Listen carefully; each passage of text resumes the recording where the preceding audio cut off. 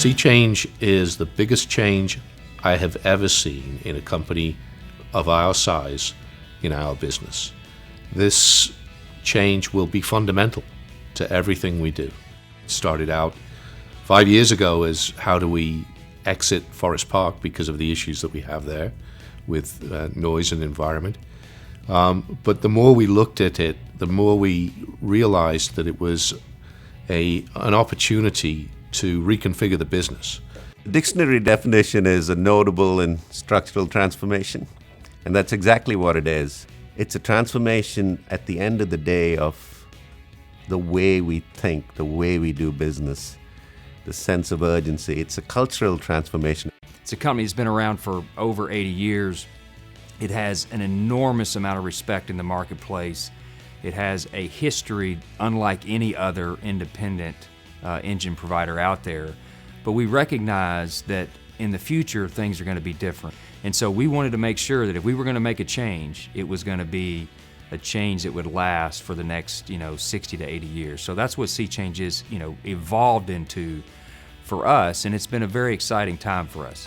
The physical moves of the plant, which seem to be the most complex and daunting, at the end of the day, that's just a piece of it. To me, Sea Change is about people. People do things for people.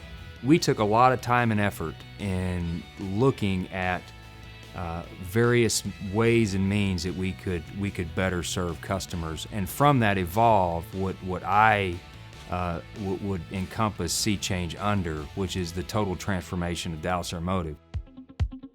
We're going to go over a period of about 24 to 36 months from the vast majority of our workforce conducting their service in old World War II type facilities to where we will have everything we do generally in either completely refurbished or brand new facilities. That itself creates an opportunity for us in how we move product through the shop, how we flow things, how we design our processes. So those are going to facilitate us in the future to be the most cost-effective and the fastest provider out there.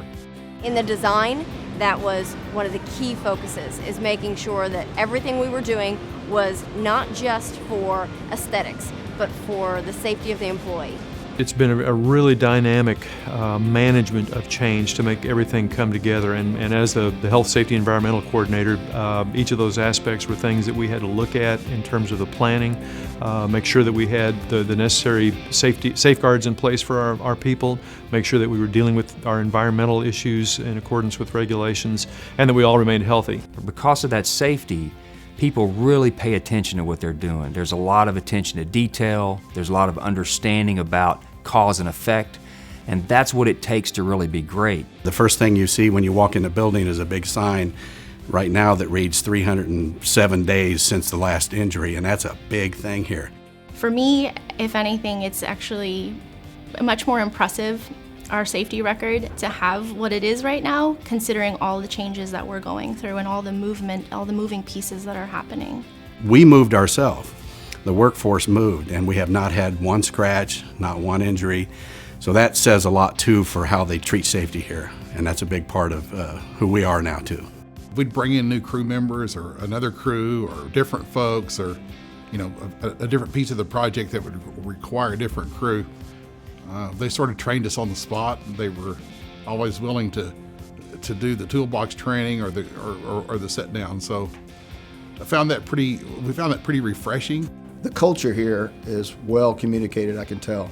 From an outsider that goes to many companies and does the same thing, to come in here and see how well the mission is communicated, the culture of everyone's in this together was well communicated.